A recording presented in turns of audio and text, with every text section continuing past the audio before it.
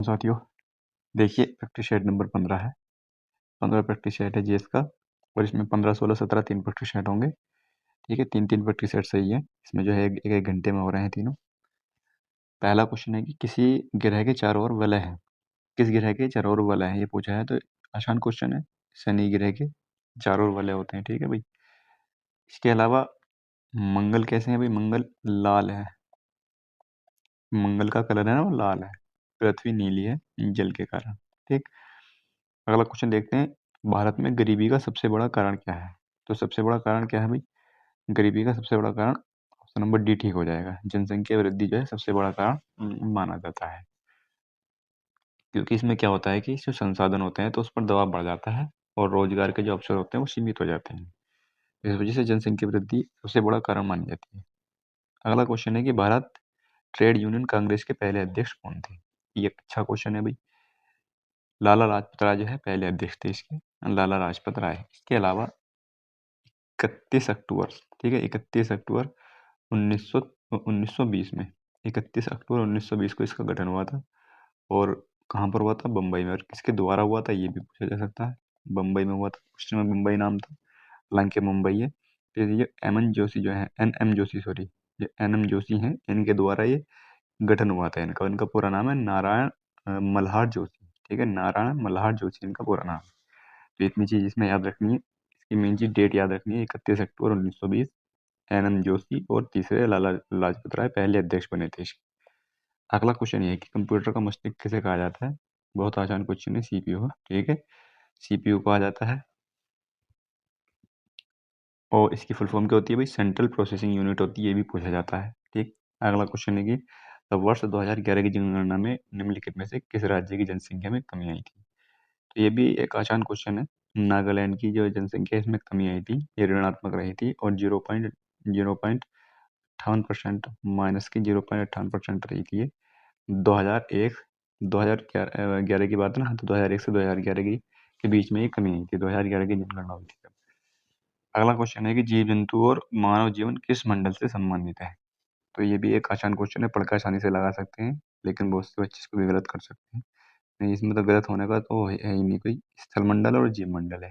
ठीक है, तो इसमें थोड़ा सा बच्चे कंफ्यूज हो सकते हैं। ठीक है, तो ऑप्शन नंबर सी ठीक होगा इसका, जीव मंडल। ये जीव जंतु मानव जीवन किस मंडल से संबंधित है? जीव मंडल, जीव मंडल से, क्योंकि जीव जंतु में जो है पक्षी वक्षी भी आ रहे हैं। ठीक है, तो वो जीव मंडल दोनों में आ जाएगा, जीव मंडल। इसके अलावा जो वायुमंडल है, इसमें इसमें सबसे अधिक जो गैस पाई जाती है वो नाइट्रोजन पाई जाती है। ठीक है, नाइट्रोजन सबसे ज़्यादा पाई जाती है, 78.8%। ठीक है, ये पूछा जाता है। दूसरे नंबर पर ऑक्सीजन है। 20% 21% के बराबर कह सकते हैं इसको। ठीक है, इसके बाद आर्गन का नंबर आता है, और इसके बाद कार्बन डाइऑक्साइड, CO2 का नंबर आता है। तो इनका क्रम भी पूछा जा सकता है कि इनको क्रम से लगाइए। ठीक है, तो उसको आरोही क्रम या अवरोही क्रम में भी पूछा जा सकता है। पहले नाइट्रोजन, ऑक्सीजन, आर्गन और कार्बन डाइऑक्साइड। ठीक है, नाइट्रोजन और ऑक्सीजन का तो बहुत से बच्चों को पता होगा, लेकिन आर्गन और कार्बन डाइऑक्साइड इसमें भी कंफ्यूज हो सकते हैं, इसका भी क्रम याद रखना है। अगला क्वेश्चन ये है कि भारत ने जून 2025 में किस नदी पर चीन द्वारा बनाए जा रहे विशाल बांध को लेकर सुरक्षा चिंताओं का सामना किया? ठीक है, तो इसका आंसर हो जाएगा ब्रह्मपुत्र नदी हो जाएगा। ठीक है, ब्रह्मपुत्र नदी, और ये जो है अरुणाचल प्रदेश और पूछा जा सकता है अरुणाचल प्रदेश, और इसके अलावा असम से होकर बहती है, फिर बांग्लादेश से होकर के बंगाल की खाड़ी में गिर जाती है ये। ठीक है, इसके अलावा अगला क्वेश्चन है यहाँ पर, दक्षिणी ध्रुवीय स्रोत के लिए स्थापित प्रथम भारतीय स्टेशन का नाम। Important question. ठीक है, इम्पोर्टेंट क्वेश्चन लिखेंगे इसको। तो इसका हो जाएगा, जो दक्षिणी ध्रुवीय स्रोत के लिए स्थापित प्रथम की बात की गई है इसमें। ठीक है, जो प्रथम था तो दक्षिण गंगोत्री था। ठीक है, प्रथम। इसके अलावा ये कहाँ पर दक्षिण ध्रुवीय स्रोत के लिए स्थापित प्रथम भारतीय स्टेशन कहाँ पर स्थापित हुआ था? अंटार्कटिका। ठीक है, अंटार्कटिका को श्वेत श्वेत महाद्वीप भी कहा जाता है। ठीक है, ये पहला था दक्षिण गंगोत्री। इसके अलावा ये 1983-84 में स्थापित किया गया था। ठीक है, दूसरा भी था, दूसरा स्थापित हुआ था, उसका नाम पूछा जा सकता है। तो जो ऑप्शन नंबर सी में है ना, मैत्री, तो ये सेकंड था। ठीक है, ये सेकंड था। थर्ड थर्ड भी पूछा जा सकता है, ठीक, कोई सा भी पूछा जा सकता है, इंपॉर्टेंट क्वेश्चन है कुल मिलाकर के। उसका नाम भारती था, ठीक है, थर्ड का भारती था, ठीक है, भारती। तो ये भारतीय स्टेशन था दक्षिण ध्रुवीय शोध के लिए। भारतीय स्टेशन है। तीन, पहला स्टेशन कौन सा था? दक्षिण दक्षिण गंगोत्री, दूसरा मैत्री, तीसरा भारत। अगला क्वेश्चन ये है कि विश्व बैंक की स्थापना किस समझौते के तहत हुई थी? जो विश्व बैंक है, इसकी स्थापना हुई थी। ये बहुत अच्छा क्वेश्चन है, ये भी देखो, ठीक है, इसको भी इंपोर्टेंट लिख लेंगे। ऑप्शन नंबर बी है ब्रेटन वुड्स समझौता, ठीक है, ब्रेटन वुड्स समझौता ऑप्शन नंबर बी इसके तहत हुई थी। और कब हुई थी? 1944 में, ठीक है, ये डेट याद रखेंगे, 1944 में। साथ में IMF की भी, ठीक है, IMF और विश्व बैंक, इनका जो मुख्यालय कहाँ पर है? वाशिंगटन DC में है, ठीक है, अमेरिका में। अगला क्वेश्चन यहाँ पर यह है कि आल्हा लोकप्रिय संगीत किस क्षेत्र से संबंधित है? ठीक है, आला अब्दुल का नाम सुना होगा, तो बुंदेलखंड से संबंधित है। और बुंदेलखंड में भी कहाँ से? महोबा से, ठीक है, ठीक है, महोबा से। इसके अलावा जो बुंदेलखंड है, इसमें कितने जिले आते हैं? तो इसमें 13 जिले आते हैं, ठीक है, 13 जिले, जो यूपी से 7 हैं। मेनली तो यही पूछा जा सकता है, और MP से 6 हैं, ठीक है, MP से 6 और यूपी से 7। तो ये भी याद रखना है। विश्व का सबसे सेकेंडरी ज्वालामुखी कौन सा है? तो सेकेंडरी ज्वालामुखी पूछा है, मोना लोआ। ऑप्शन नंबर सी ठीक हो जाएगा, मोना लोआ है, ये सबसे सेकेंडरी ज्वालामुखी है, ठीक है। और इसमें एटना जो है, माउंट एटना, ये कहाँ पर है? इटली में है, ठीक है। अगला क्वेश्चन, भारत में goods and service tax GST कई बार बात हो चुकी है इसकी, 1 जुलाई 2017 को, ठीक है, 1 जुलाई 2017 से लागू हुआ था ये। अगला क्वेश्चन, इसके बारे में काफी बात हो चुकी है, हालांकि दोबारा बताया था तो समय ही खराब होगा। महानतम प्रतिहार राजा था? तो प्रतिहार राजा, जो प्रतिहार वंश का जो महानतम राजा है, वो ये पूछा है, तो मिहिर भोज है। मिहिर भोज जो है प्रतिहार वंश के सबसे महान राजा थे, ठीक है। इसके अलावा जो धर्मपाल है, ये पाल वंश के शासक थे। और महेंद्रपाल जो है, ये भी प्रतिहार वंश के राजा थे, ठीक है। तो ये भी कुछ इस तरह से पूछा जा सकता है। महेंद्रपाल, पाल पाल आ रहा है, लेकिन महेंद्रपाल जो है, ये भी प्रतिहार वंश के शासक थे। फेसबुक का नया नाम 2021 के बाद क्या हो गया था? तो ये भी इंपॉर्टेंट क्वेश्चन है भाई, इंपॉर्टेंट क्वेश्चन है ये भी। तो इसका हो जाएगा ऑप्शन नंबर ए ठीक हो जाएगा, मेटा प्लेटफॉर्म ING, ठीक। अगला क्वेश्चन है, भारत ने ऑपरेशन ब्रह्मा किस देश में आपदा राहत प्रयास के रूप में शुरू किया? तो ऑपरेशन ब्रह्मा की अगर बात की जाएगी, तो हमेशा ऑप्शन नंबर सी म्यांमार याद आना चाहिए, म्यांमार। इसके अलावा मार्च 2025 में जो है भूकंप आया था वहाँ पर, तब ये चलाया गया था, ठीक है। अगला क्वेश्चन है कि जंग लगने पर लोहे का भार घटता है, बढ़ता है, अनिश्चित वही रहता है? ये भी एक अच्छा क्वेश्चन है, कई बार एग्जाम में पूछा गया है, लेकिन ये बच्चे इसमें कंफ्यूज हो जाते हैं। तो जो जंग लोहे पर जंग लगता है ना, तो उसमें जो आर्द्रता होती है, वो ऑक्सीजन के साथ उस पर मिल जाती है, यानी कि जो जंग लगता है उसमें ऑक्सीजन की मात्रा बढ़ जाती है, ठीक है। ऑक्सीजन की मात्रा अगर बढ़ेगी, तो उसका वजन बढ़ जाएगा। बस इस तरह से याद रखना है कि उसमें ऑक्सीजन की मात्रा बढ़ जाती है, तो बढ़ेगा ही वजन, ठीक है भाई। तो इस तरह से याद रख सकते हैं। वो सोच इसको ये भी कर देते हैं कि अनिश्चित रहता है या घटता है, या अनिश्चित भी कर देते हैं, क्योंकि बच्चे सोचते हैं कि उसी का लोहा उसी पर है, ठीक है, ऐसा नहीं है, उसमें ऑक्सीजन मिलती है थोड़ी सी अलग से, ठीक है। और अगला क्वेश्चन देखते हैं, निम्नलिखित में से कौन धारा है? गर्म धारा कौन सी है भाई? तो भाई इसको भी एक देखो, मैंने एक बार ट्रिक इसकी लिखी थी गर्म धारा की। मैंने हालांकि ठंडे जो धारा होती है उसकी ट्रिक लिखी थी, बाकी उसके अलावा जो होती है वो गर्म धारा हो जाएंगी, ठीक है। जो फोकलैंड, लेब्राडोर और कनारी, ठीक है, ये तीनों उसमें शामिल थे ठंडी जल धारा में। तो ब्राजील की जो धारा है वो गर्म धारा हो जाएगी। कनारी, लेब्राडोर और फोकलैंड, ठीक है, ये ठंडी जल धारा है, ठीक। अगला क्वेश्चन यहाँ पर ये है, अब मैं यहाँ पर ट्रिक लिखूंगा तो आप कहेंगे कि यार इस तरह की ट्रिक, लेकिन ये एक ऐसी ट्रिक थी कि आज तक मुझे याद है, वो कई साल पहले मैंने बनाई थी ये। अगला क्वेश्चन यहाँ पर है कि राजा राम मोहन राय ने निम्न में से किसका विरोध नहीं किया था?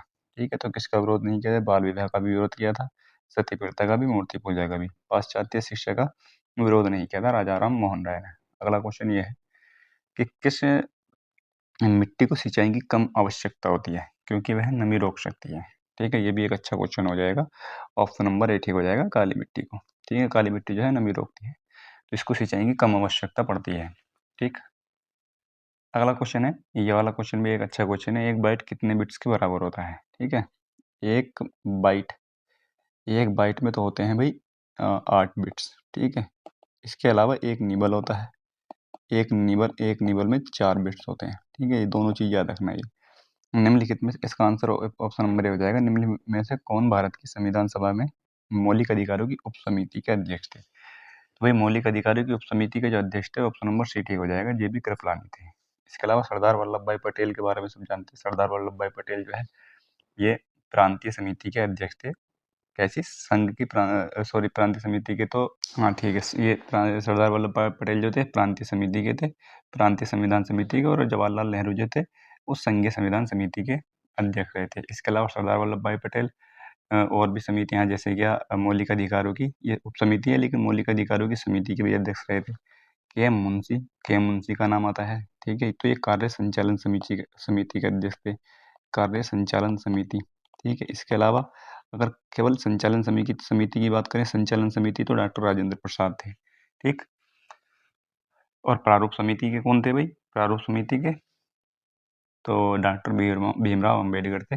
अगला क्वेश्चन यहाँ पर यह है, भारतीय संविधान में समवर्ती सूची की अवधारणा ऑस्ट्रेलिया से ली गई है। ऑप्शन नंबर बी ठीक हो जाएगा, ऑस्ट्रेलिया से। ऑस्ट्रेलिया में से और क्या क्या ली गई है भाई? प्रस्तावना की भाषा ली गई है, ठीक है, और 108 आर्टिकल 108 यानी कि संयुक्त बैठक ली गई है। व्यापार, वाणिज्य और समागम ये भी ऑस्ट्रेलिया से लिए गए हैं।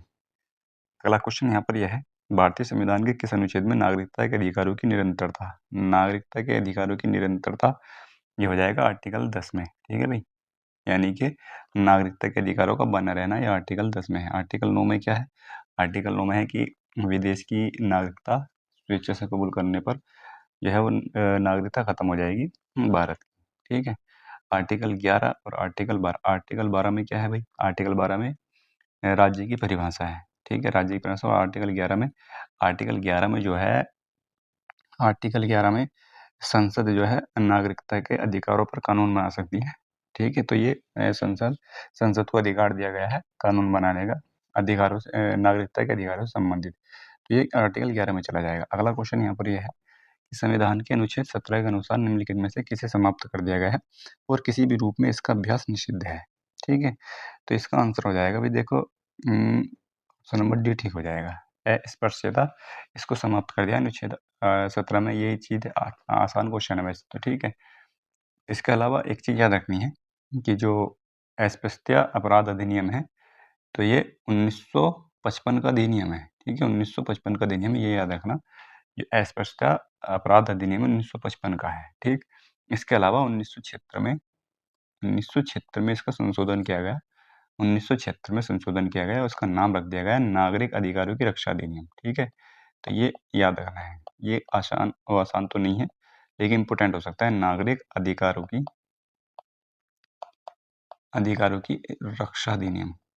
ठीक है, रक्षा अधिनियम ये कर दिया गया था 1976 में इसका नाम। ठीक है भाई, तो ये याद रखना है इससे संबंधित। अगला क्वेश्चन है कि ग्राम पंचायत शब्द का उल्लेख भारतीय संविधान के निम्नलिखित में से किस अनुच्छेद में है? तो ग्राम पंचायत का किसमें? आसान है, ठीक है, 40। इसके लगभग लगभग मैंने सभी बता दिए हैं डीपीएसपी के। जो डीपीएसपी के जो आर्टिकल है लगभग लगभग सभी मैंने बता दिए हैं। भारतीय संविधान का निम्नलिखित में से कौन सा अनुच्छेद राष्ट्रपति पर महाभियोग हेतु प्रक्रिया का प्रावधान करता है? ठीक है, तो इसका 61 हो जाएगा। ये भी आ चुका है कई बार, 88 भी कई बार जिक्र हो चुका है। ठीक है, इसके अलावा 78, ये प्रैक्टिस चैट यार रिपीट हो गया क्या? क्वेश्चन ही रिपीट हो रहे हैं। ठीक है, तो ये ठीक है, शायद ये क्वेश्चन रिपीट हो रहे हैं। ठीक है, तो 78 में क्या हो जाएगा? 78 में हो जाएगा प्रधानमंत्री के कर्तव्य है राष्ट्रपति के प्रति प्रधानमंत्री के कर्तव्य हैं। ठीक है, तो ये आर्टिकल 78 में बात की गई है। अगला क्वेश्चन यहाँ पर यह है कि भारत के संविधान के अनुच्छेद 123 और अनुच्छेद 213 निम्नलिखित में से किस विषय से संबंधित है? तो 123 और 213, तो ये अध्यादेश बनाने की शक्ति से संबंधित है। ठीक, अध्यादेश की शक्ति से 123 में राष्ट्रपति और 213 में राज्यपाल के लिए। ठीक, तो ये अध्यादेश की शक्ति से संबंधित है। अगला क्वेश्चन है कि निम्नलिखित में से कौन सी संसदीय प्रणाली की एक विशेषता है?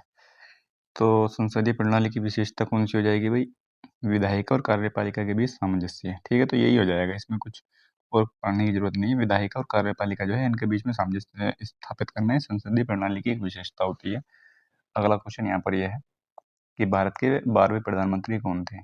तो ये क्वेश्चन हम तभी कर पाएंगे जब हम प्रधानमंत्री का सभी का क्रम अच्छे से याद होगा। ठीक है, तो एक बार उसको भी याद कर लेना अगर याद हो जाए तो। इंद्र कुमार गुजराल, यानी कि आई के गुजराल में इनका नाम आता है। इंद्र कुमार गुजराल ये 12वें प्रधानमंत्री थे। कौन सा अनुच्छेद मंत्रिपरिषद को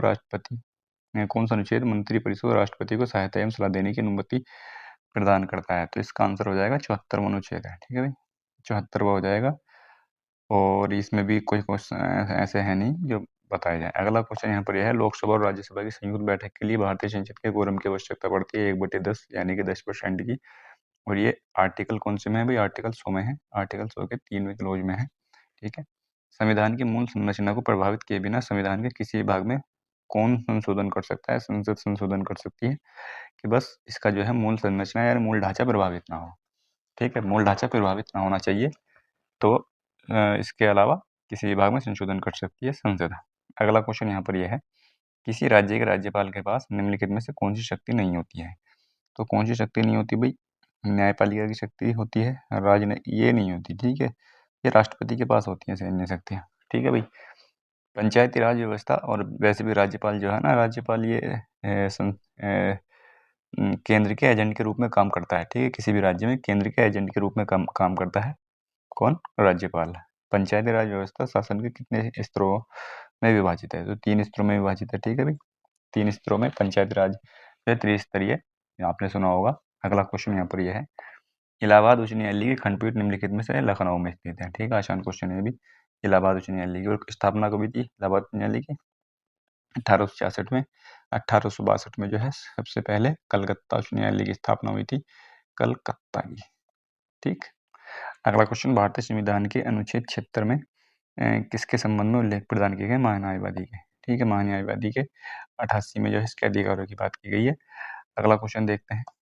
अगला क्वेश्चन यहाँ पर है कि अभ्यर्थी और निर्वाचन अधिकार शब्दों को भारतीय न्याय संहिता, ये बीएनएस की बात की जा रही है यहाँ पर, बीएनएस की 2 धारा में किस धारा में परिभाषित किया गया है? ठीक है, तो ये परिभाषित किया गया है 169 में। ऑप्शन नंबर बी ठीक हो जाएगा। धारा 169 में जो है ये अभ्यर्थी और निर्वाचन अधिकारों को, इन शब्दों को परिभाषित किया गया है। इसके अलावा इसमें जो 171 है, ये धारा 171 है, ये निर्वाचन से संबंधी। पहले तो हमें ये देखना है कि 170 जो है, 170 में क्या है? 170, 169, 70 इन दोनों को याद रखना। बल्कि ये धारा 168 की इतनी आवश्यकता नहीं पड़ेगी। 169, 169 में तो अभ्यर्थी और निर्वाचन अधिकार ये परिभाषित है। 170 और 171 को याद रखना। 170 में क्या है? 170 में है जो निर्वाचन से संबंधित अवैध भुगतान या रिश्वत की, जिसे रिश्वत कहते हैं। ठीक है, तो रिश्वत है, रिश्वत के मामले में जो निर्वाचन से संबंधित रिश्वत होती है, तो 170 में है। इसके अतिरिक्त जो अन्य अपराध होंगे वो 171 में है। जैसे वही गलत तरीके से मतदान करवाना, ठीक है, और व्यक्ति का प्रतिरूपण करना, यानी कि एक एक दूसरे के वोट डलवाना गलत तरीके से, वो 171 में चले जाएंगे। 170 में ये रिश्वत के मामले से संबंधित हो जाएगी। तो इन दोनों को याद रखेंगे। ठीक है। अगला क्वेश्चन, घरेलू हिंसा से महिला संरक्षण अधिनियम के अंतर्गत प्रत्येक जिले में संरक्षण अधिकारियों की नियुक्ति की जाती है। घरेलू हिंसा से महिला संरक्षण अधिनियम के अंतर्गत प्रत्येक जिले में संरक्षण अधिकारी नियुक्ति की जाती है, तो राज्य सरकार के द्वारा। ठीक है, ऑप्शन नंबर बी ठीक हो जाएगा इसका, राज्य सरकार के द्वारा। और ये किस में है? धारा 8 में। ठीक है भाई, धारा 8 में ये बात है, धारा 8 में। अगला क्वेश्चन देखेंगे। अगला क्वेश्चन यहाँ पर यह है कि आरटीआई एक्ट की किस धारा में राज्य सूचना आयोग का गठन होता है? तो ये क्वेश्चन भी अच्छा है, तो इसका हो जाएगा ऑप्शन नंबर बी ठीक हो जाएगा, धारा 15। धारा 15 में राज्य सूचना आयोग का गठन किया जाता है। इसके अलावा जो धारा 14 है, ठीक है, इसको भी याद रखना। 14 और 15 दोनों को याद रखना। 14 में केंद्रीय केंद्रीय सूचना आयोग का गठन होता है। ठीक है, केंद्रीय सूचना आयोग का। और 15 में राज्य सूचना आयोग का गठन होता है। ठीक है भाई। इसके अलावा इतना ही इसमें रखेंगे, और इसमें इतनी इम्पोर्टेंट नहीं है। एक 19 भी देख सकते हैं। 19 में जो है अपील और शिकायत की प्रक्रिया है। ठीक है, अपील ये अच्छी, ठीक है, ये वाला भी ठीक है। अपील और शिकायत, ठीक है, अपील और शिकायत की प्रक्रिया किसमें है? तो ये 19 में है, इनको याद रखेंगे। राष्ट्रीय उद्यान की स्थापना किस धारा के अंतर्गत की जाती है? राष्ट्रीय उद्यान की, यानी कि वन्यजीव संरक्षण अधिनियम 1972 के तहत की जाती है, ये राष्ट्रीय उद्यान की। ठीक है, तो इसका हो जाएगा ऑप्शन नंबर सी ठीक हो जाएगा इसका। ठीक है, 36 है। ठीक है, धारा 36 से याद रखेंगे। इसके अलावा धारा 18, धारा 18 में क्या है ये भी याद रखेंगे, इम्पोर्टेंट है। इसमें संरक्षित क्षेत्र जो होते हैं, ठीक है, संरक्षित क्षेत्र होते हैं, तो किस में है भाई? धारा 18 में। ठीक है, इसके अलावा धारा 27 याद रखेंगे। धारा 27 में क्या है? ये वन्यजीव अभयारण्य से संबंधित है वैसे तो, ठीक है? इम्पोर्टेंट नहीं है, 18 को याद रखेंगे, 36 को याद रखेंगे, ठीक है भाई? अब देखते हैं 16वाँ प्रैक्टिस सेट। ठीक है भाई, तो 16वाँ प्रैक्टिस सेट ये है। पहला क्वेश्चन है, पृथ्वी के अंदर भूकंप की ऊर्जा किस रूप में प्रसारित होती है? तो किस रूप में प्रसारित होगी भाई? विद्युत, ये हो जाएगा ऑप्शन नंबर सी ठीक हो जाएगा, भूकंपीय तरंगों में। आज क्वेश्चन तो आसान है, ठीक है? लेकिन इसके अलावा थोड़ी-सी इसमें ये देख लेना कि ये तरंगें होती हैं पी और एस के रूप में होती हैं। यानी कि जब इसकी ऊर्जा आती है तो सबसे पहले पी तरंगे के रूप में आती है, फिर एस तरंगे के रूप में आती है और उसके बाद याद रखना सतही तरंगे होती हैं, ठीक है? सतही तरंगे इनके रूप में आती हैं, जो सबसे विनाशक होती हैं वो यही होती हैं, सतही तरंगे, ठीक है भाई? अगला क्वेश्चन है कि भारत में गरीबी रेखा निर्धारित करने का आधार क्या है? हालाँकि ये भी पूछा जा सकता है, देखो इस वाले क्वेश्चन में पहले में, कि इसमें से सबसे खतरनाक तरंगे कौन-सी होती हैं, ठीक है? तो सतही तरंगे होती हैं। भारत में गरीबी रेखा निर्धारित करने का आधार क्या है? तो इसका आंसर हो जाएगा भाई ऑप्शन नंबर बी ठीक हो जाएगा। उपभोग व्यय जो है ये गरीबी रेखा निर्धारित करने का आधार है, ठीक है? इसके अलावा एक चीज़ याद रखना, इसमें इम्पोर्टेंट चीज़ है, ठीक है? एग्ज़ाम में आती है, जो 2400 कैलोरी होगी ना, 2400 कैलोरी, तो ये शहरी के लिए है, ठीक है? सॉरी, ग्रामीण के लिए है ये। 2400 जो है ग्रामीण के लिए है और शहरी के लिए जो है वो 2100 कैलोरी की आवश्यकता पड़ती है आँकने के लिए, उपभोग व्यय को, ठीक है? ये दोनों याद रखना, 2400 होगी तो ये ग्रामीण होगी, ग्रामीण, और 2100 जो होगी वो शहरी होगी, यानी कि शहरी जो है वो कम है थोड़ी-सी, ठीक है? अगला क्वेश्चन यहाँ पर ये है कि गोत्र शब्द का प्रयोग सर्वप्रथम हुआ था। गोत्र शब्द का जो प्रयोग हुआ था सबसे पहले किसमें हुआ था? तो ये हुआ था भाई यजुर्वेद में, सॉरी ऋग्वेद में हुआ था, ठीक है? ऑप्शन नंबर डी ठीक होगा, ऋग्वेद में होगा, ठीक है? गोत्र शब्द का जो प्रयोग हुआ तो इसमें हुआ था ऋग्वेद में। अगला क्वेश्चन देखते हैं। अगला क्वेश्चन ये है कि 1 गीगाबाइट में कितने मेगाबाइट होते हैं? ठीक है, तो कितने हो जाएँगे भई? 1024 एमबी हो जाएँगे। मेगाबाइट एमबी, ठीक है? जीबी यानी कि गीगाबाइट जीबी, 1 जीबी में कितने होंगे? 1024 एमबी होते हैं, ठीक है? ये सबको पता होनी चाहिए। 1000 भी ऑप्शन में है तो 1000 नहीं होगा। भारत में कुल साक्षरता दर कैसे मापी जाती है? जो कुल साक्षरता दर मापी जाती है, कैसे मापी जाती है? 7 वर्ष से अधिक आयु के लोगों के आधार पर मापी जाती है। पहले ही ठीक हो जाएगा इसमें, ठीक है भाई? पहला ही इसमें सही हो जाएगा। साक्षरता दर की बात करें तो 74.04% साक्षरता, ठीक है भारत की। अगला क्वेश्चन, ये 2011 की जनगणना के अनुसार है। पर्यावरण संरक्षण अधिनियम भारत में कब लागू हुआ था? तो पर्यावरण संरक्षण अधिनियम कब लागू हुआ था भाई? तो ये 1972, 1986, 1981, 92, ठीक है? ये ऑप्शन भी इसी तरह के हैं कि बच्चे जल्दबाजी में गलत कर सकते हैं इसको, ठीक है? तो 1986 में हुआ था पर्यावरण संरक्षण अधिनियम। 1972 में क्या है? वन्यजीव संरक्षण अधिनियम है। 2025 का गगनयान ईयर घोषित करते हुए इसरो ने दिसंबर में कौन-सा मिशन शुरू करने की घोषणा की है? इसको लगा लेंगे इम्पोर्टेंट, ठीक है? इम्पोर्टेंट लगा लेंगे इसको, तो ये हो जाएगा व्योमित्र रोबोट के साथ पहला मानव युक्त मिशन। ऑप्शन नंबर बी ठीक होगा इसका, ठीक है? इसरो ने जो है दिसंबर में ये शुरू करने की घोषणा की थी 2025 में। अगला क्वेश्चन यहाँ पर ये है कि मक्का में सफ़ेद कली किस तत्व की कमी से होती है? मक्का में जो सफ़ेद कली होती है, तो वो होती है जिंक की कमी से, ठीक है? जिंक की कमी से ही होती है और जिंक की कमी से जो है, जो पत्ते होते हैं वो छोटे रह जाते हैं, या जो पौधे होते हैं वो बौने रह जाते हैं जिंक की कमी से, ठीक है? और इसको व्हाइट बड रोग भी कहा जाता है। इसकी इसकी कमी से जो ये सब होता है तो इसको व्हाइट बड रोग कहा जाता है, ठीक है? या सफ़ेद कली रोग भी कह सकते हैं। विश्व स्वास्थ्य संगठन डब्ल्यूएचओ की स्थापना कब हुई थी? डब्ल्यूएचओ की स्थापना कब हुई थी? ये होती है 1948 में, ठीक है? 7 अप्रैल को हुई थी। 7 अप्रैल 1948 को हुई थी और जब इसीलिए 7 अप्रैल को जो क्या मनाया जाता है भई? 7 अप्रैल को विश्व स्वास्थ्य दिवस मनाया जाता है। विश्व स्वास्थ्य दिवस मनाया जाता है, इसको याद रखना है, ठीक? 7 अप्रैल 1948 को हुई थी। और मुख्यालय कहाँ पर है डब्ल्यूएचओ का? जिनेवा में है। उत्तर प्रदेश का मुख्य लोक नृत्य है, तो मुख्य लोक नृत्य धोबिया, राई और सायरा, बल्कि ये तो सभी हो जाएँगे, ठीक है? तो इसका तो सभी होना चाहिए, क्योंकि धोबिया भी है और राई भी है और सायरा भी है, ऑप्शन में ये भी है, ठीक है? तो ये सभी है। इसके अलावा धोबिया जो है, धोबी जनजाति के द्वारा किया जाता है।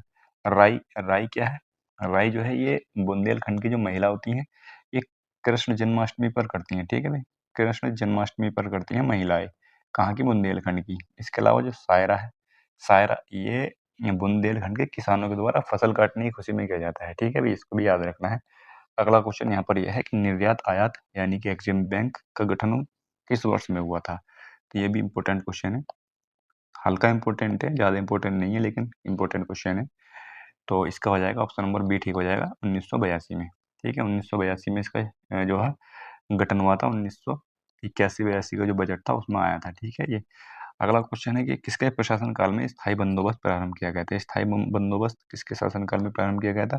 लॉर्ड कॉर्नवालिस 1793 में। ठीक है, 1793 में स्थायी बंदोबस्त प्रारंभ किया गया था।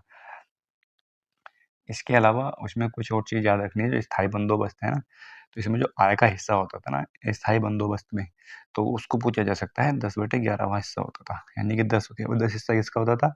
तो अंग्रेजों को दिया जाता था 11 में से, और 1 हिस्सा ज़मींदारों को दिया जाता था। ठीक है, तो ये याद रखना है। इसमें स्थायी बंदोबस्त में ये पूछा जा सकता है गीगाबाइट किसका माप है? तो ये स्टोरेज डाटा का माप हो जाएगा। ऑप्शन नंबर बी ठीक हो जाएगा, आसान क्वेश्चन है।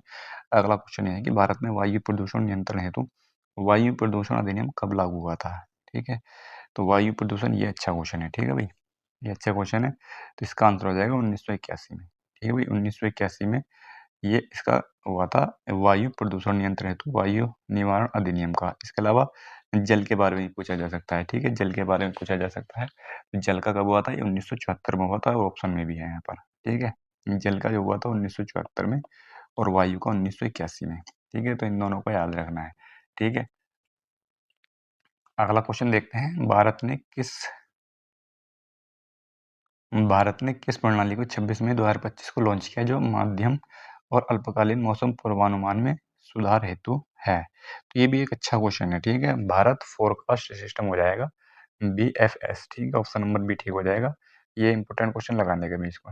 ठीक है, इंपॉर्टेंट क्वेश्चन है ये कि भारत ने जो किस प्रणाली को 26 मई 2025 को लॉन्च किया जो मध्यम और अल्पकालीन मौसम पूर्वानुमान में सुधार हेतु है, यानी कि वेरी वेरी इंपॉर्टेंट लगाएंगे इस क्वेश्चन को। तो भारत फोरकास्ट सिस्टम हो जाएगा, इसकी फुल फॉर्म भी पूछी जा सकती है। अगला क्वेश्चन यहाँ पर ये है, अगला क्वेश्चन, जिस विटामिन में कोबाल्ट होता है वह कौन सी हो जाएगी भाई? कोबाल्ट वाली, तो ये हो जाएगी ऑप्शन नंबर डी ठीक हो जाएगा। ठीक है, और इसका रासायनिक नाम क्या है? इसका रासायनिक नाम है कोबालामिन। ठीक है, साइनो कोबालामिन हो जाएगा। ठीक है, हालांकि जो बी की है ना, बी वाली, बी से लेके कितने, B1, B2, B3। ठीक है, इसके अलावा 4 छोड़ देंगे, फिर उसके बाद आ जाएगा B4, 5, 6, 7 आ जाएगा। ठीक है, 8 छोड़ देंगे, B9 और B12 ये होती हैं। ठीक, ये होती हैं, और इसके इन सभी को याद करने के इनमें से कोई सा भी रासायनिक नाम पूछा जा सकता है। ठीक है, इसकी मैं ट्रिक बता दूंगा। ठीक है, थोड़ी सी अभी आगे बताऊंगा। ठीक है, मैं इस तरह से बताऊंगा कि एक बार उसको याद करना है, फिर ये कभी नहीं भूल पाएंगे। ठीक है, और इसके अलावा और भी विटामिन है, और इस विटामिन को सबको, विटामिन से संबंधित जो क्वेश्चन होंगे उसको मैं कवर करवा दूंगा इन्हीं प्रैक्टिस सेट में। विटामिन से संबंधित बस आपको ये याद करना पड़ेगा कि कौन सा फल होता है जो उससे पूर्ति करता है विटामिन की, इतना याद करना पड़ेगा। इसके अलावा और सब मैं याद करा दूंगा विटामिन से संबंधित। अगला क्वेश्चन यहाँ पर यह है 17वां, संयुक्त राष्ट्र संगठन यूएनओ के पहले महासचिव कौन थे? तो पहले महासचिव कौन हो जाएंगे भाई? तो त्रिवेली हो जाएंगे, ऑप्शन नंबर बी ठीक हो जाएगा। त्रिवेली, आसान क्वेश्चन है, बहुत ज़्यादा ये किताबों में देखा गया है। अगला क्वेश्चन ये है कि पृथ्वी के ठोस भाग को क्या कहा जाता है? तो ठोस भाग को, ये भी बहुत आसान क्वेश्चन है। इसका आंसर हो जाएगा स्थलमंडल, जो होगा ठोस भाग होता है इसका। ठीक, इसके अलावा अगला क्वेश्चन देखते हैं। अगला क्वेश्चन यहाँ पर यह है कि सम्मिलित करना है सूची 1 को सूची 2 से, न्यायिक पुनरीक्षण शक्ति का परिसीमन। ठीक है, तो ये कब हो जाएगा? 38वां हो जाएगा। 38वां संविधान संशोधन था, और ये है क्या भाई? ये भी इसको अगर देखें तो है कि 38वां संविधान संशोधन हुआ था। 38वां संविधान संशोधन ये हुआ था भाई 1975 में।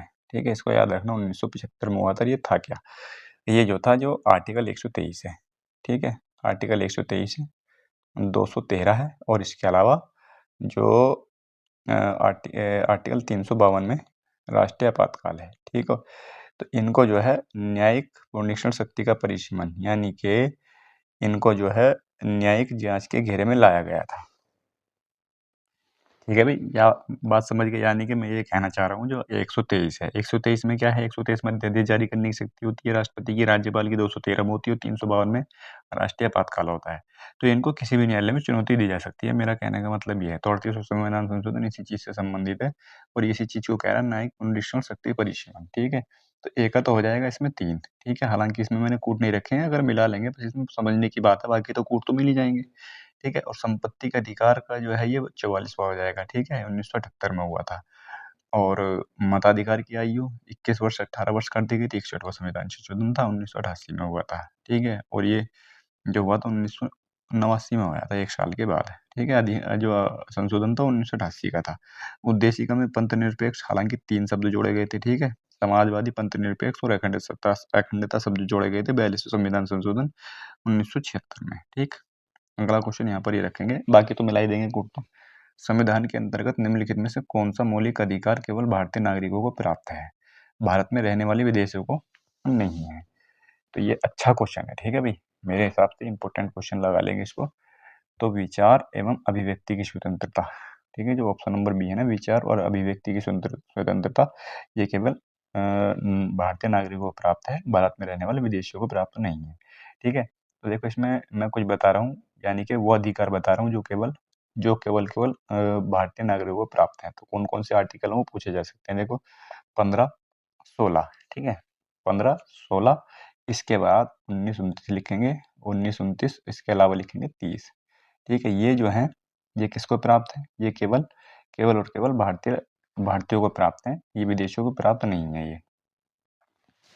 इसके अलावा जो विदेशियों को भी प्राप्त हैं वो कौन से हो जाएंगे, वो हो जाएंगे, इसके अलावा हम रखेंगे 14, ठीक है, आर्टिकल 14, उसके बाद 21 से लेकर के 28 तक, ठीक है, 21 से लेकर के 28 तक ये विदेशियों को भी प्राप्त है।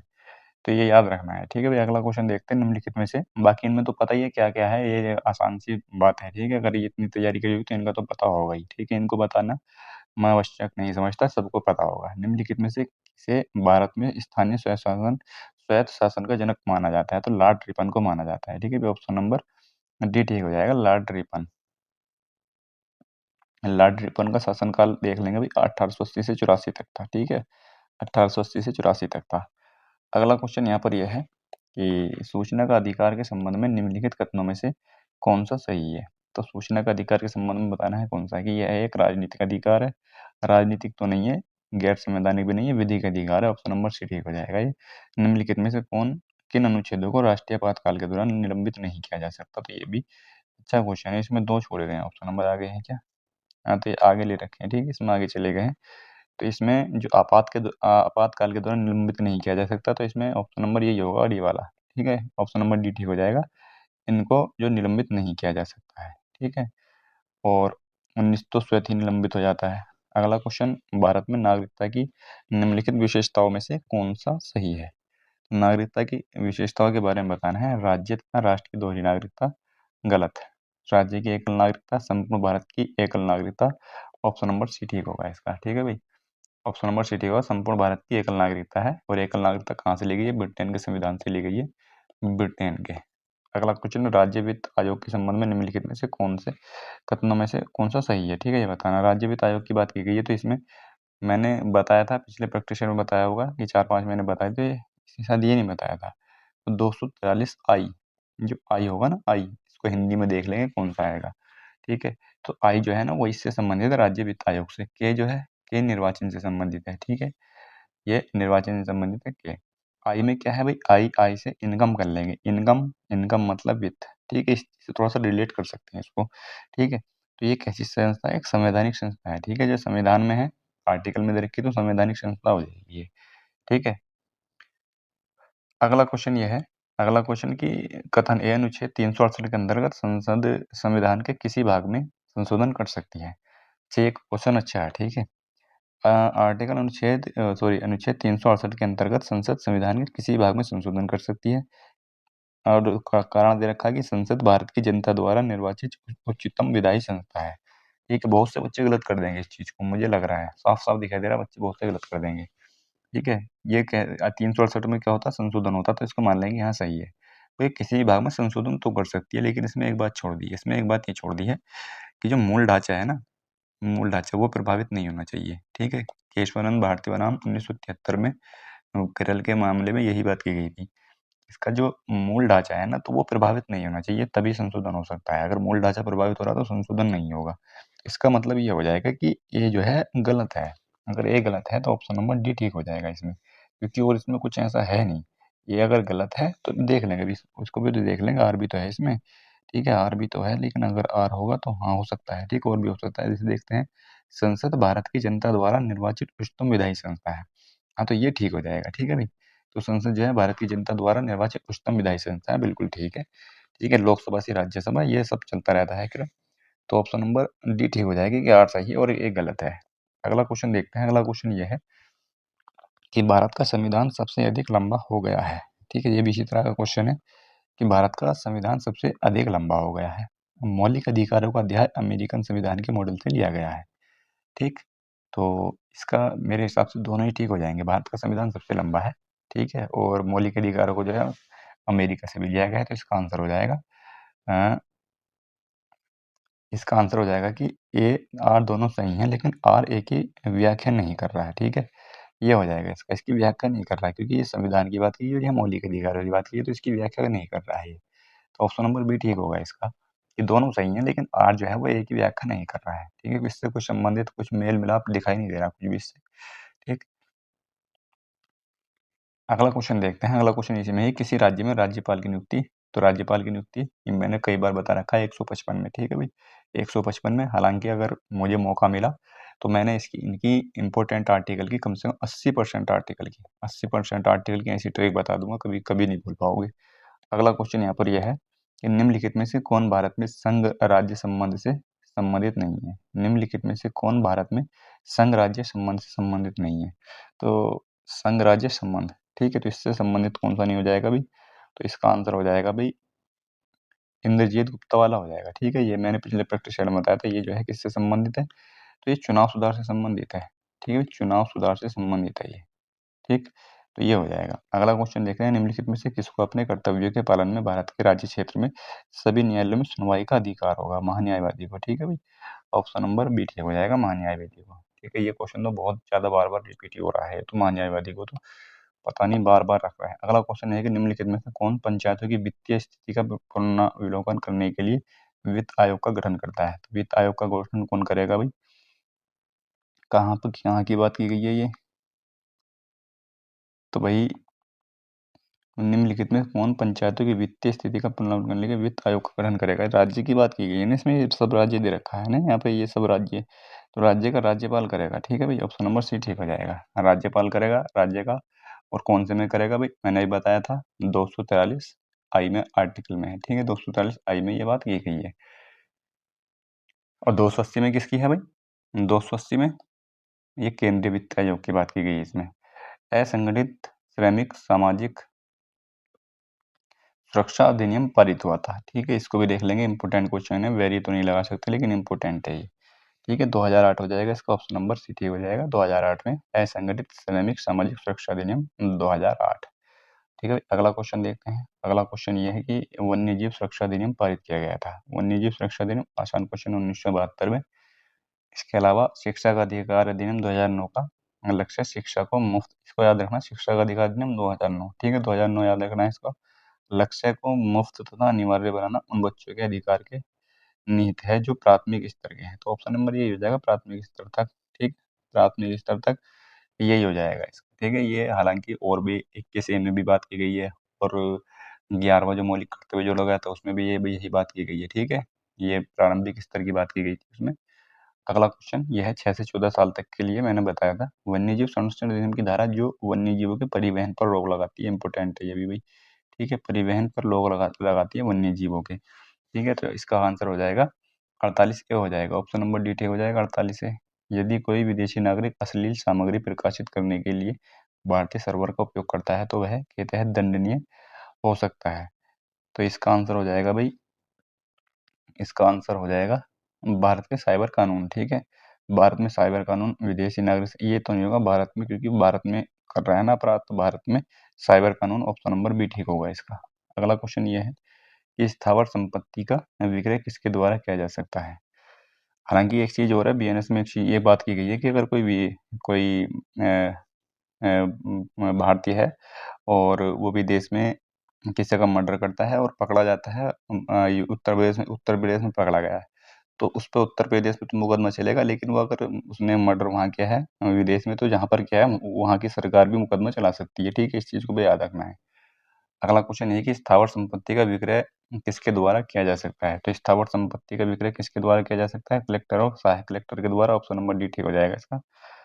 अनुसूचित जाति का सदस्य यदि अनुसूचित जाति के अतिरिक्त किसी व्यक्ति को भूमि का अंतरण चाहता है तो कितने भूमि से अधिक होने पर ही अंतरण वैध होगा? ठीक है, तो ये एक अच्छा क्वेश्चन है। ठीक है, ऑप्शन नंबर सी ठीक होगा, 3.125 एकड़। ठीक है, ये हो जाएगा इसका। अगला क्वेश्चन ये है कि स्त्री अशिष्ट रूपण प्रतिषेध अधिनियम, इसको देखेंगे 1986 का है। ठीक है भाई, ये 1986 का है, स्त्री अशिष्ट रूपण प्रतिषेध अधिनियम 1986। तो के अंतर्गत अपराध किस श्रेणी का होगा? तो भाई संज्ञेय तो होगा ही होगा। ठीक है, संज्ञेय नहीं है, संज्ञेय अपराध होता है तो ये तो नहीं होंगे। लेकिन क्या गैर जमानती है, जमानती है, देखना पड़ेगा इसमें। तो ये जमानती अपराध है। ठीक है, तो संज्ञेय तो है लेकिन संज्ञेय के साथ साथ जमानती है। इसका मतलब ये हुआ कि संज्ञेय में जो है पुलिस बिना वारंट के गिरफ्तार कर सकती है और जमानती अपराध वो होते हैं जिसमें जमानत हो जाती है। ठीक है भाई, अगला क्वेश्चन ये है, अधिनियम की किस धारा के अंतर्गत मेडिकल बीमा के लिए दिए गए प्रीमियम पर छूट प्राप्त है? तो मेडिकल के लिए हो जाएगा भाई ऑप्शन नंबर डी टी हो जाएगा, धारा 80D। ठीक है, मैंने 80D भी बताया था, 80DD और 80C भी बताया था। ठीक है, तो आप कमेंट करके बताएंगे दोनों को। ठीक है, अगर आपने पढ़ा होगा तो। अगला क्वेश्चन क्या है कि 17वां प्रैक्टिसाइड आ चुका है। 17वां प्रैक्टिसाइड का पहला क्वेश्चन है कि यजुर्वेद गद एवं पग दोनों में लिखा गया है। धनुर्वेद को यजुर्वेद को वेद कहा जाता है। तो ये कथन दिए गए हैं, तो पता नहीं कौन सी सही है इसमें। तो यजुर्वेद गद और पद दोनों में लिखा गया है, बिल्कुल ठीक है भाई। ठीक, धनुर्वेद को यजुर्वेद को उपवेद कहा गया है, बिल्कुल ठीक है। तो इसका आंसर हो जाएगा ऑप्शन नंबर सी ठीक हो जाएगा।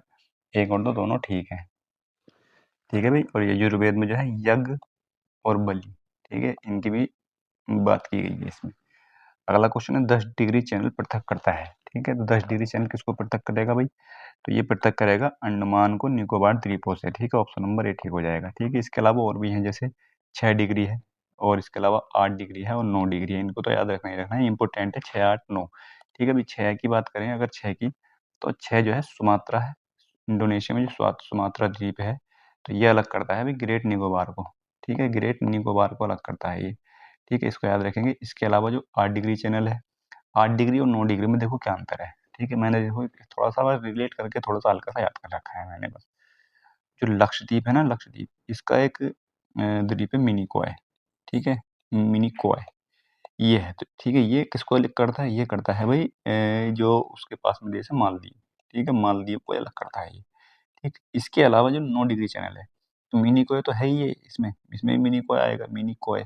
लेकिन ये किससे अलग करता है? ये करता है, कहाँ का है मिनिकॉय ये लक्षद्वीप है, लक्षद्वीप को अलग करता है।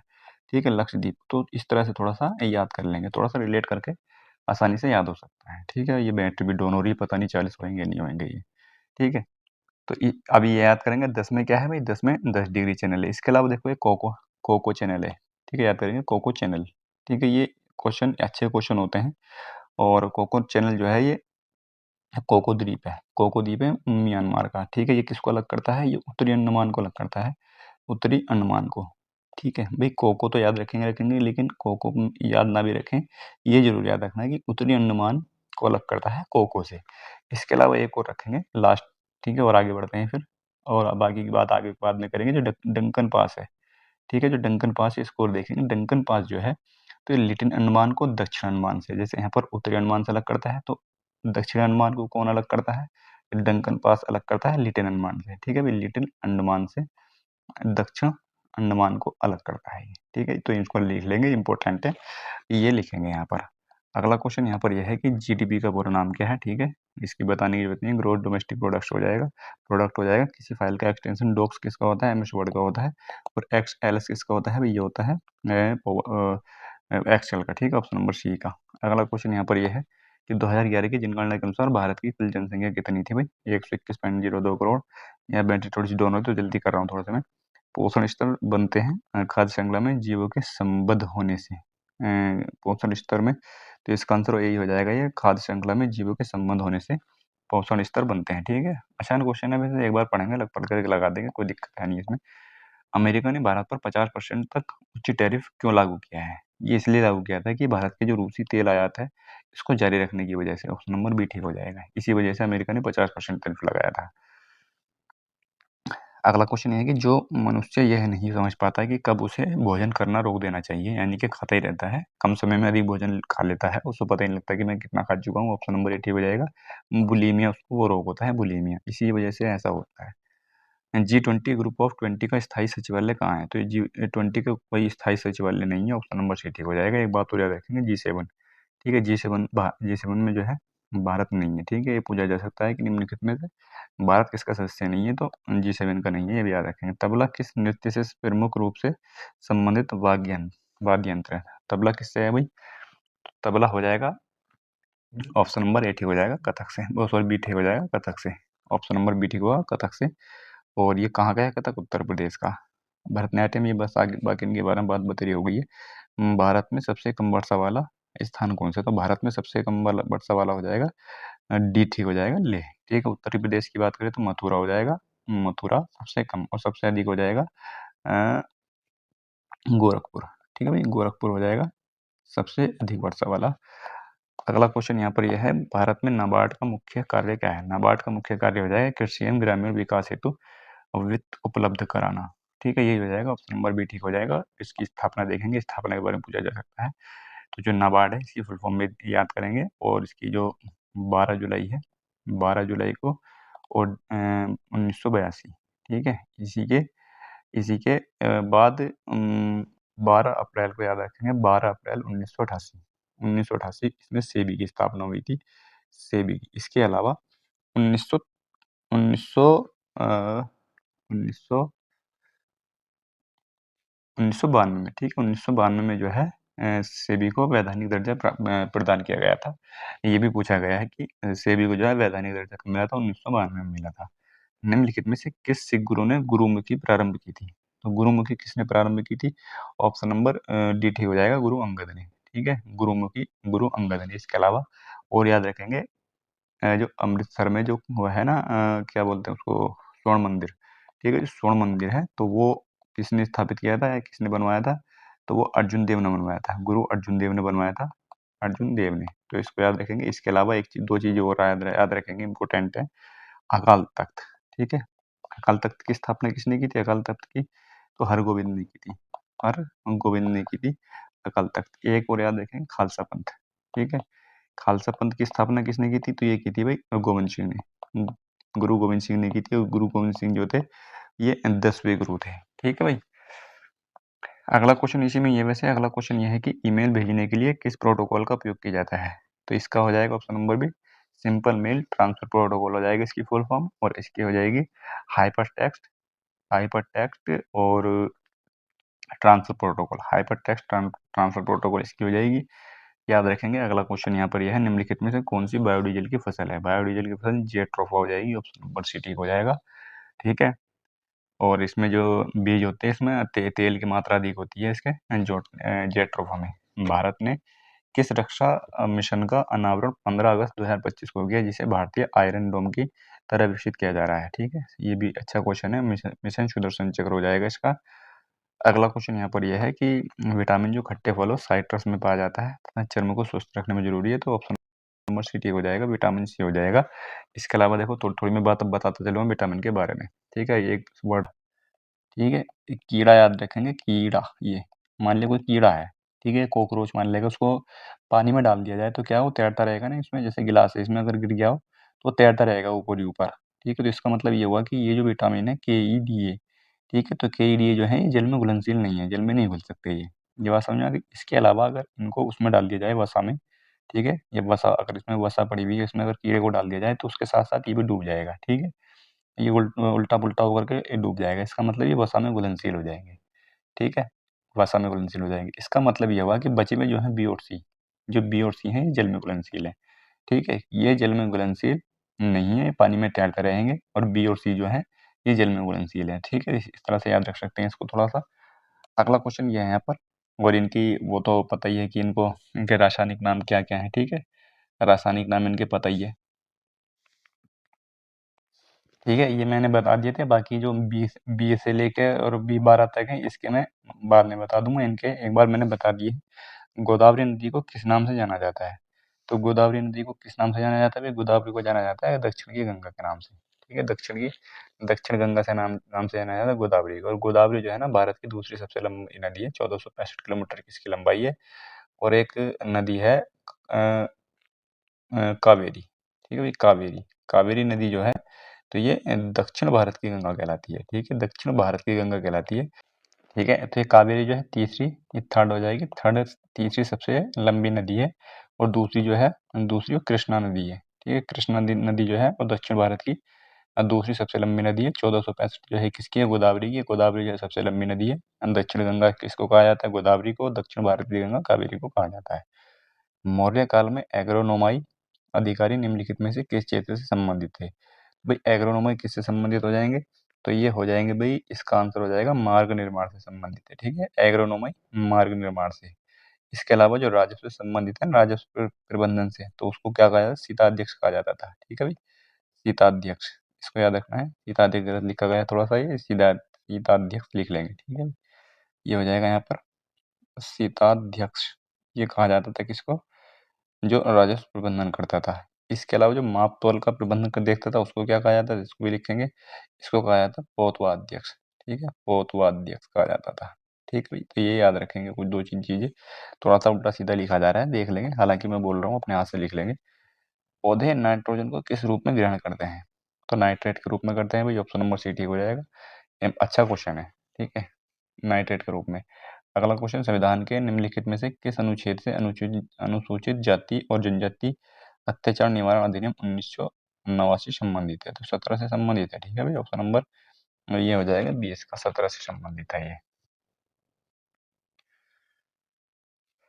अगला क्वेश्चन देखते हैं। अगला क्वेश्चन ये है कि कौन सा अंतर्राष्ट्रीय सम्मेलन खतरनाक अपशिष्टों की सीमा पार गतिविधियों के नियंत्रण से संबंधित है, तो बेसल हो जाएगा भी, ऑप्शन नंबर 8 हो जाएगा, बेसल कन्वेंशन। इंपोर्टेंट लगा लेंगे इसको भी, ठीक है। इंपोर्टेंट क्वेश्चन है कि अंतर्राष्ट्रीय सम्मेलन खतरनाक अपशिष्टों की सीमा पार गतिविधियों से संबंधित बेसल कन्वेंशन है, ठीक है। अगला क्वेश्चन देखते हैं। अब स्त्री अशिष्ट रूपण, ये मैंने बताया था कहाँ कब का है, 1986 का है, ठीक है भाई। और इसमें बताया कितनी धाराएं, 10 धाराएं हो जाएंगी, ठीक है भाई, इसमें 10 धाराएं हैं। अगला क्वेश्चन यहाँ पर यह है कि भ्रष्टाचार निवारण अधिनियम 1988 का उपबंध परिवर्तनीय है, ठीक है। तो ये क्वेश्चन तब का है, हालांकि ये क्वेश्चन थोड़ा सा गलत हो जाएगा अगर इसमें मैं लगाऊं। ये तब का है जब जो है जम्मू कश्मीर पुनर्गठन अधिनियम लागू नहीं हुआ था, ठीक है। उसके लागू होने के बाद ये जम्मू कश्मीर पर भी लागू है, ठीक है। तो यहाँ नहीं हो जाएगा, ये हो जाएगा संपूर्ण भारत पर इसका होगा यहाँ पर। अब लैंगिक अपराधों से बालकों का संरक्षण अधिनियम संबंधित किसी वाद का निपटारा अपराध की जानकारी की तारीख के कितने समय के भीतर किया जाएगा, 1 साल के भीतर किया जाएगा। जब इसके वाद का जो है अभियान, जब इस वाद का या इसका मुकदमे का जो संज्ञान लेगा मजिस्ट्रेट, उसके बाद 1 साल के भीतर इसका निपटारा किया जाएगा, ठीक है। तो ये याद रखना है इसमें। ये पोक्सो एक्ट है, ठीक है, पोक्सो 2012 का है, पोक्सो अधिनियम, ठीक है। धारा 37 एक इम्पोर्टेंट धारा है, ये मैंने बताया है 2-3 बार, कमेंट करके बताएंगे कि 37 में क्या चीज दी गई है। इसके अलावा एक चीज और बताऊंगा, 22, ठीक है, जो धारा 22 है, धारा 22 याद रखेंगे, इसमें झूठी शिकायत है, ठीक है। झूठी शिकायत है तो उस पर कार्रवाई की जा सकती है, तो झूठी शिकायत करने वाले पर। तो ये धारा 22, ठीक है, धारा 22 को याद रखेंगे। धारा 37 में क्या बताया था, मैंने धारा 37 में बताया था कि जो इससे संबंधित जो मामला होगा वो बंद कमरे में होगा, यानी कि अदालत की कार्रवाई जो होगी वो बंद कमरे में होगी, ये धारा 37 में ये बात की गई है। अगला क्वेश्चन यहाँ पर यह है कि घरेलू हिंसा से महिला संरक्षण अधिनियम के अंतर्गत घरेलू हिंसा से संबंधित विचारों में सक्षम न्यायालय है, ठीक है। तो इसको लिख लेंगे भाई, ऑप्शन नंबर डी कर लेंगे इसको, ठीक है, ऑप्शन नंबर डी हो जाएगा, ए और बी दोनों, ठीक है, ए भी है और बी भी है। प्रथम वर्ग न्यायिक मजिस्ट्रेट, सीजेएम फर्स्ट, ठीक है, या फिर महानगर मजिस्ट्रेट, ठीक है। तो ऑप्शन नंबर डी हो ठीक होगा इसका। अगला क्वेश्चन ये है कि संघीय संसद राज्य सूची के विषय पर भी कानून बना सकती है, तो ये अच्छा क्वेश्चन है। अंतर्राष्ट्रीय समझौते को प्रभावी बनाने हेतु, ठीक है, संबंधित राज्य की सहमति से राज्य में राष्ट्रपति शासन शासन लागू रहने की अवस्था में राष्ट्रीय हित में जब राज्यसभा 2/3 बहुमत से इस हेतु प्रस्ताव पारित करे, ठीक है। तो ये अच्छा क्वेश्चन है यहाँ पर, ठीक है। तो इसका आंसर क्या हो जाएगा भाई, इसका आंसर होना चाहिए सभी चारों, क्योंकि एक तो अंतर्राष्ट्रीय समझौतों को प्रभावी बनाने के लिए बिल्कुल ठीक है ये बात, संबंधित राज्य की सहमति से करेगी, बिल्कुल ठीक है। राज्य में राष्ट्रपति शासन लागू रहने की अवस्था में करेगी, बिल्कुल। और राष्ट्रीय हित में जब राज्यसभा 2/3 बहुमत से इस हेतु प्रस्ताव पारित करे, 2/3 बहुमत से, ठीक है, याद रखना। तो ये बिल्कुल सही ठीक हो जाएगा, सभी 4 हो जाएंगे, ठीक है। इसके अलावा एक चीज और इसमें याद रखना, जब राष्ट्रपति शासन लागू रहेगा तब राज्य सूची के विषय पर कानून बना सकती है। तो ये आर्टिकल 250 में ये बात की गई है, ठीक। और 249 में क्या बात की गई, 249 में ये बात की गई है कि संसद जो है वो राज्य सूची के विषयों पर कानून बना सकती है, 249 में ये बात की गई है। लेकिन जब राष्ट्रपति शासन लागू रहेगा तब ये 250 में ये बात की गई है। अगला क्वेश्चन यहाँ पर यह है कि भारत में केंद्र राज्य संबंध निर्भर करते हैं संवैधानिक प्रावधानों पर, परंपराओं, यानी कि इसमें सभी ठीक हो जाएंगे ये, ठीक है। इस तरह से की बात लिखी गई कि सभी चारों ठीक हो जाएंगे इसके। समानता का अधिकार संविधान के निम्न अनुच्छेदों में से किसके अंतर्गत दिया हुआ है? समानता का अधिकार कहाँ तक दिया गया है भाई? ये 14 से लेकर 18 तक दिया गया है, ठीक है। पहले तो देखेंगे, अब देखिए इसमें कौन सा 14, 15, 16, 18, यानी कि 2, 3, 4 हो जाएगा। 2, 3, 4 मतलब ऑप्शन नंबर सी ठीक हो जाएगा। आर्टिकल 13 भी है, ठीक है भाई, आर्टिकल 13 भी है। तो आर्टिकल 13 में क्या चीज़ की गई है? तो आर्टिकल 13 में देखो बहुत सी बात लिखी गई है। मैं एक डायरेक्ट एक बात बता रहा हूँ।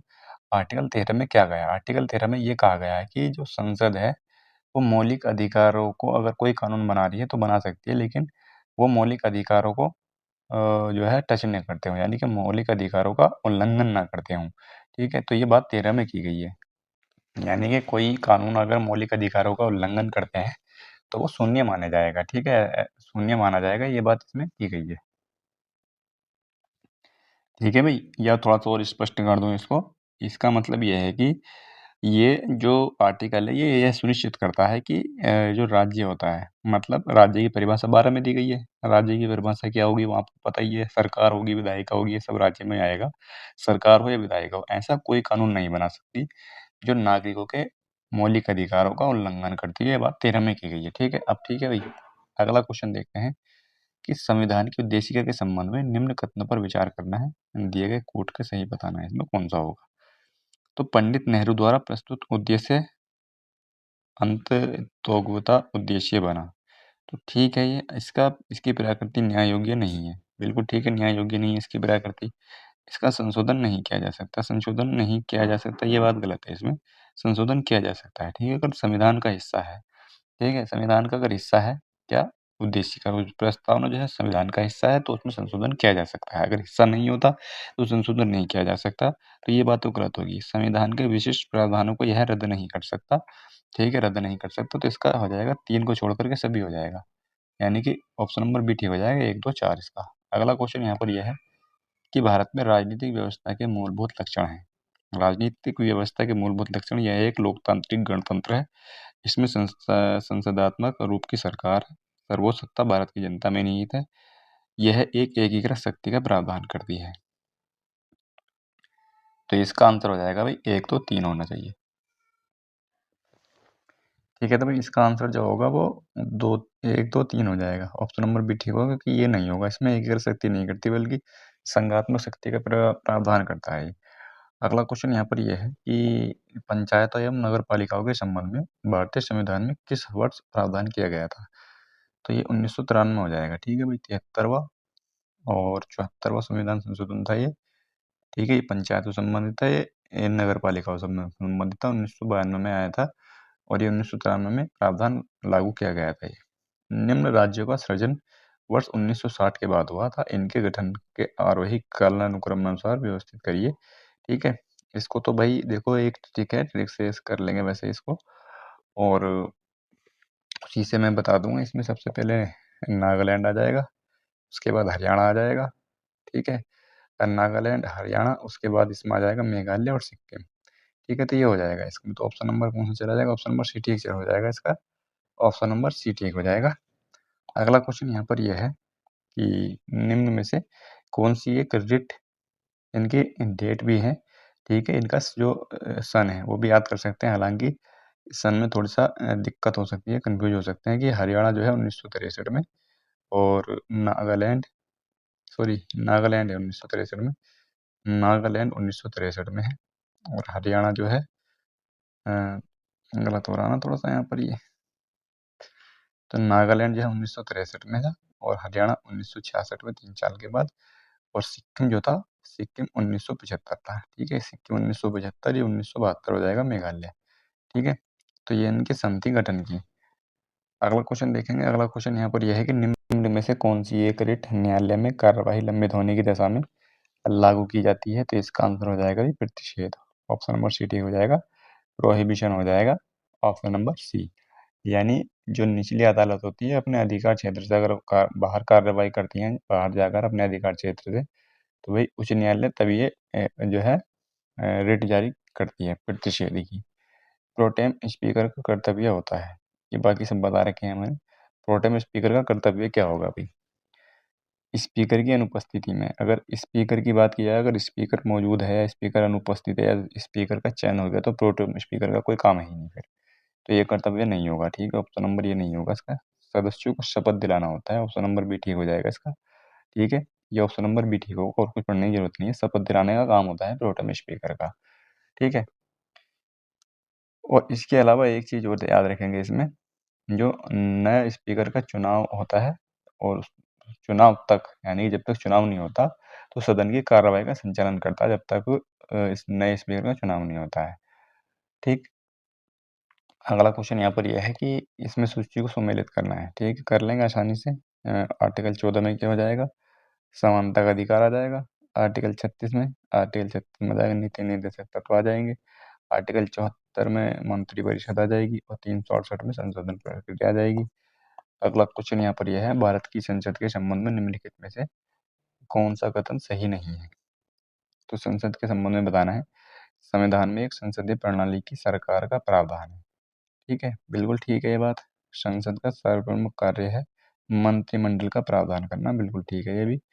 मंत्रिमंडल की सदस्यता निम्न सदन तक सीमित है, तो निम्न सदन तक नहीं है बल्कि उच्च सदन तक भी है, ठीक है? उच्च सदन कौन सा होता है? राज्यसभा, ठीक है? राज्यसभा उच्च सदन होता है, तो यहाँ तक भी मंत्रिमंडल के सदस्य जो है सदस्यता राज्यसभा तक भी सीमित है, यानी कि वो किसी भी सदन का सदस्य हो सकता है।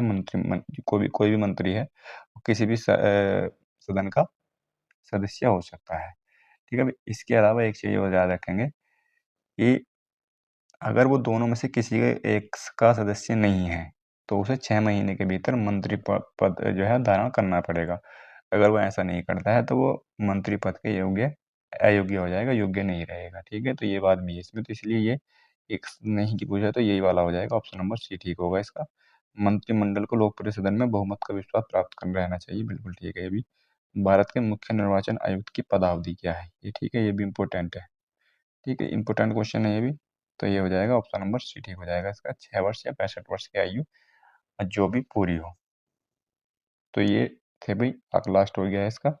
तो ये 3 प्रैक्टिस सेट ये थे, ठीक है? 3-3 प्रैक्टिस सेट हो जाएंगे, ठीक है? और इसमें जो है लगभग 1-1 घंटे के हो जाएंगे, 1-1 घंटे में 3-3 प्रैक्टिस सेट, यानी कि 120-20 क्वेश्चन हो जाएंगे।